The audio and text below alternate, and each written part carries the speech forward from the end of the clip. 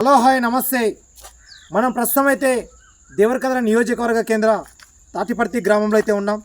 ఇది భూత్పూర్ మండలానికి చెందినటువంటిది.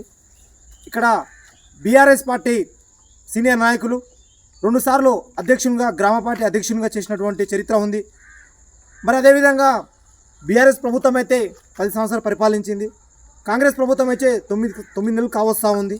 మరి దానికి దీనికి ఏమైనా వ్యత్యాసం కనిపిస్తూ ఉందా అనే విషయం గురించి కొన్ని విషయాల గురించి స్పష్టంగా అడిగి తెలుసుకుందాం. నమస్తే నా బీఆర్ఎస్ ప్రభుత్వం మీ ప్రభుత్వం 10 సంవత్సరాలు అయితే తెలంగాణ రాష్ట్రాన్ని చూసుకోవచ్చు, అదేవిధంగా ఇక్కడ కాన్స్టిట్యున్సీ దేవరకద్ర కాన్స్టిట్యున్సీ చూసుకోవచ్చు అన్న. మరి బీఆర్ఎస్ ప్రభుత్వానికి ఇప్పుడే 9 నెలలు కావస్తూ ఉంది. కాంగ్రెస్ ప్రభుత్వానికి కారణాలు ఏమైనా వ్యత్యాసం కనిపిస్తూ ఉందా? 100% వ్యత్యాసం కనిపిస్తుంది. అది ప్రజలు గమనిస్తూ ఉన్నారు. ఇంత తొందరగా ఒక 9 నెలల పాలనలోనే మరియు ప్రభుత్వం పైన వ్యతిరేకత రావడం అనేది నేను పుట్టుకతోనే నేను ఇప్పటివరకు ఇటువంటి వినలేదు. ఇంత తొందరనే మరి కాంగ్రెస్ ప్రభుత్వం పైన వ్యతిరేకత వచ్చింది. ఎందుకు వచ్చిందంటే మాయమాటలు చెప్పి ఎలక్షన్ టైంలో మాయమాటలు చెప్పి కళ్యాణ లక్ష్మి ఇస్తాము, దానికి తోడుగా బంగారం ఇస్తాము, మీ ఇంట్లో మీ అత్తకు కాక కోడలకు 2,500 పెన్షన్ ఇస్తాము, ఇలా అనేకమైన మోసపూరితమైనటువంటి హామీలు ఇచ్చి ఎలక్షన్లో గెలిచి తర్వాత తడబడిపోయినారు. ఇవన్నీ చేయాలంటే వాళ్ళకు సాధ్యం కాదని ముందే చాలామంది నిపుణులు హెచ్చరించడం జరిగింది. ఇవన్నీ ఏదైతే కాంగ్రెస్ 6 గ్యారెంటీలు ఇచ్చిందో అవి అమలు కాని హామీలు అవన్నీ ఎప్పుడో నిపుణులు మన రాజకీయ విశ్లేషకులు కూడా ఎన్నోసార్లు దీని గురించి టీవీలో ప్రస్తావించిన విషయం తెలిసిందే అందరికీ.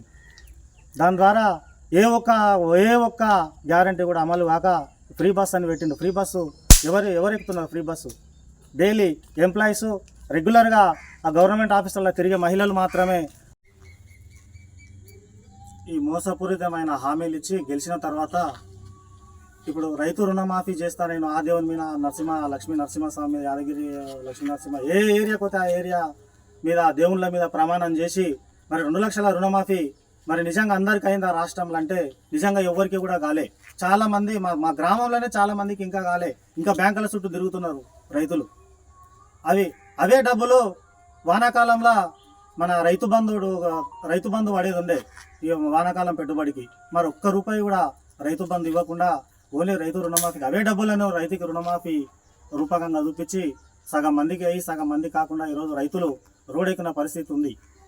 మరి ఎక్కడ పోయినా కూడా రైతులు ఈ 10 సంవత్సరాల బీఆర్ఎస్ పాలనలో ఒక్క రైతు కూడా రోడ్డెక్కి నాకు అది కావాలి ఇది కావాలని ఏ రోజు కూడా రైతు రోడ్డు మీదకి రాలే. మరి 9 నెలల పాలననే ఈరోజు రైతులు రోడ్డు మీదకి వచ్చి ధర్నాలు చేస్తూ ఇది అన్యాయము, ఇది నిరంకుశ పాలన, ఈ యొక్క కాంగ్రెస్ పాలన చెప్పిన హామీలన్నీ బూటకపు హామీలు అని చెప్పి మన రైతులు రోడ్డు మీదకి వచ్చిన సందర్భం మన కళ్ళ ముందులో చూస్తూనే ఉన్నాం అన్న. ఇంకొక విషయం, 9 నెలలు కాంగ్రెస్ ప్రభుత్వం అయితే అధికారంలో ఉంది.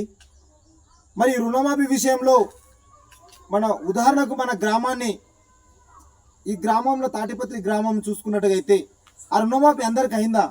100% అందరికీ కాలేదు సార్. మా చుట్టుముట్టున్న 10 మందిలోనే 2కి కాలేదు.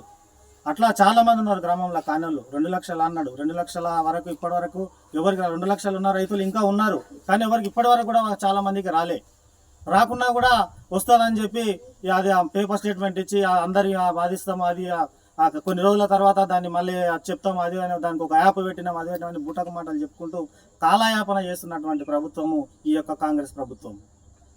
తాటిపత్రి గ్రామంలో 2 సార్లు పర్వతాల గారు గ్రామ పార్టీ బీఆర్ఎస్ పార్టీ అధ్యక్షుడు అయితే బాధ్యతలు స్వీకరించాడు, దాన్ని నెరవేర్చాడు. మరి ఈరోజు దేవరకద్ర కాన్స్టిట్యున్సీ చూసుకున్నట్టుగా ఇప్పుడు తెలంగాణ రాష్ట్రం ఒక ఎత్తు అయితే ఈ దేవరకద్ర కాన్స్టిట్యున్సీ మరో ఎత్తు.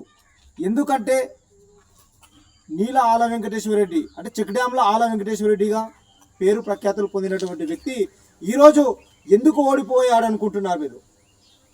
ఎందుకు ఓడిపోయింటున్నాం అని అనుకుంటున్నామంటే అంతా ఏమనుకున్నారంటే ఇంకొక విషయం, ప్రతి సర్వేలు చూసుకున్నట్టుగా అయితే ఈ తెలంగాణ రాష్ట్రంలో ఎవరు గెలిచినా గెలవకపోయినా దేవరకద్ర కాన్స్టిట్యున్సీలో ఆల వెంకటేశ్వర రెడ్డి మాత్రం కంపల్సరీ బీఆర్ఎస్ పార్టీ ఘన విజయం సాధించబోతుందని ప్రతి సర్వే వచ్చింది.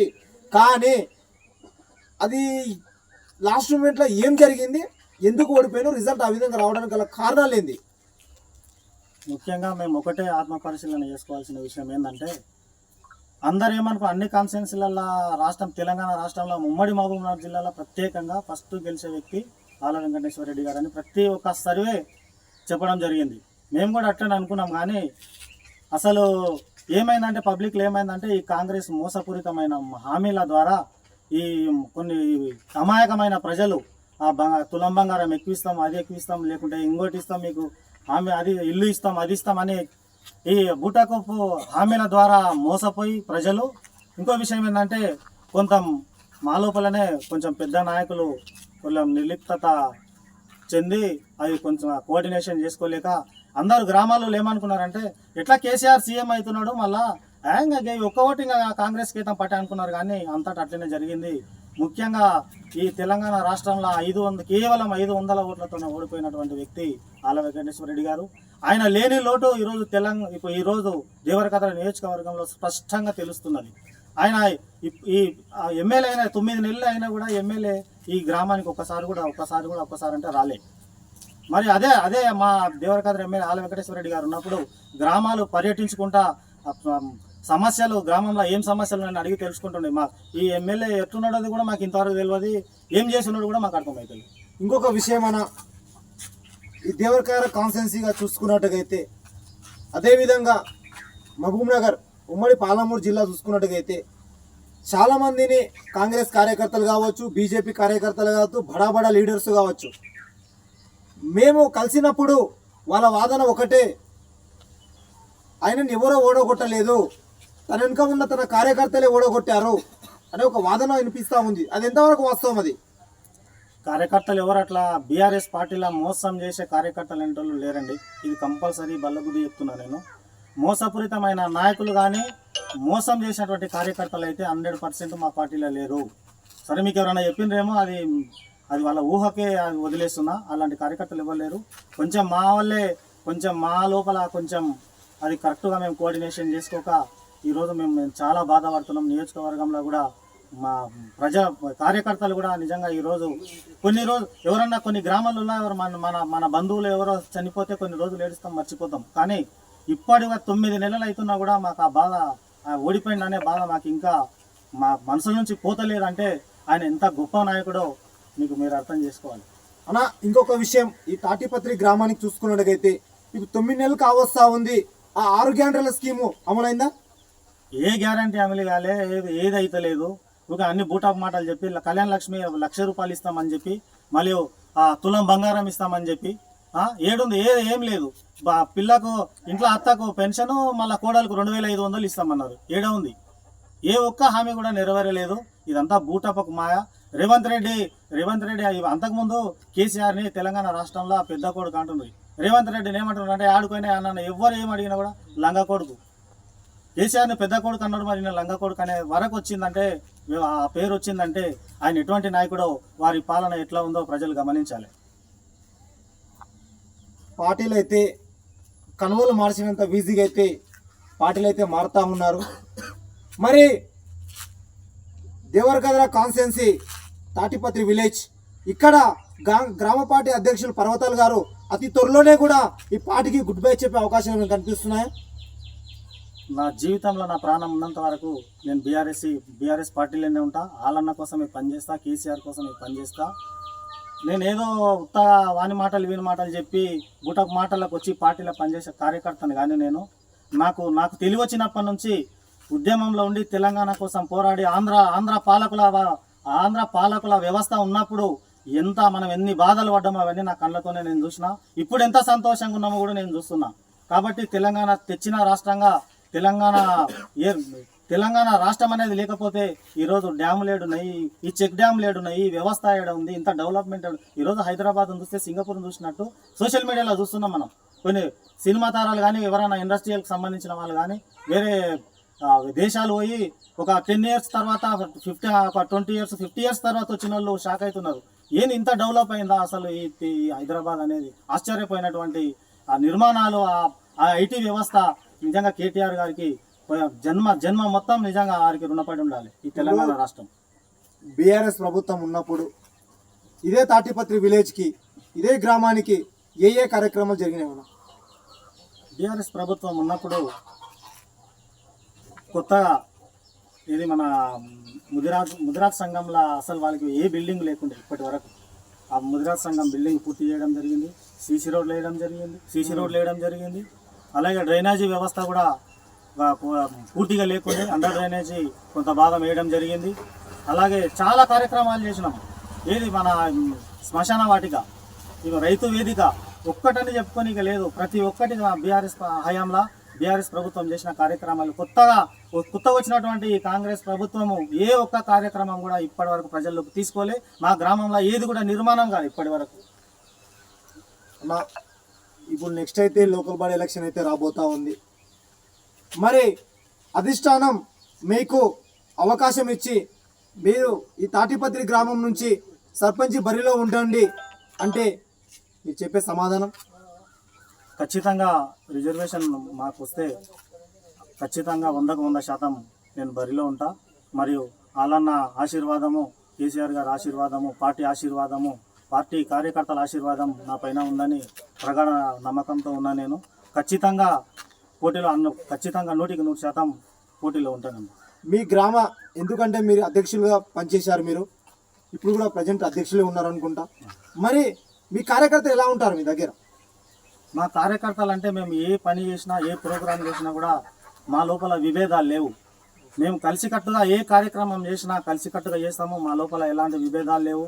ఇంకోటి ఆ పార్టీలో పోవాలి ఈ పార్టీకి పోవాలి అనే అసలు ఆ మాట ఇప్పటి వరకు కూడా నా దృష్టికి రాలే. ఏ కార్యకర్తతోనే కూడా మనం ఇదే పార్టీలో ఉండాలి, ఇంకా దీనికి ఇంకా గట్టిగా చేసుకోవాలి. నెక్స్ట్ 5 సంవత్సరాలు ఇంకా 4 సంవత్సరాలు ఉంది, ఇంచుమించు 5 సంవత్సరాలు అనుకో. ఆ 5 సంవత్సరాలకు ఆగాలి మనం. ఏ పార్టీ కొత్త 100% మళ్ళీ వచ్చేది మన ప్రభుత్వమే, కేసీఆర్ గారి ప్రభుత్వం అని గట్టిగా మా కార్యకర్తలకు నమ్మకం ఉన్నది. అదే విధంగా పనిచేసుకుంటూ మేము అదే విధంగా ఉన్నాం. అన్న ఇంకొక విషయం, ఈ తాటిపత్రి గ్రామం చూసుకున్నట్టుగైతే మీరు ఈ గ్రామ ప్రజలు అంటే మీకు రిజర్వేషన్ వచ్చి కంపల్సరీగా మీకు అవకాశం వచ్చి మీరు నిలబడి ఈ గ్రామ ప్రజలు ఆశీర్వదించి మీరు గెలిస్తే మరి ఈ గ్రామానికి ఏ కార్యక్రమాలు చేస్తారు మీరు? ముఖ్యంగా నేను ఒకటే ఏమనుకున్నా అంటే నా దృష్టిలో ఒకటే ఉంది. ఈ గ్రామం ఏర్పడప్పటి నుంచి ముఖ్యంగా యువత చాలా తప్పుదోవలో ఉంది మా గ్రామంలో. యువతను అందరినీ మార్చి పక్కల ఎదురే గ్రామం అని ఉంటుంది, కొన్ని గ్రామాలు అట్లా నేను ఆదర్శంగా తీసుకున్నా. నిజంగా యువకులు ఒక పనికి మంచిగా ముఖ్యంగా ఎడ్యుకేషన్ ఇప్పించాలి.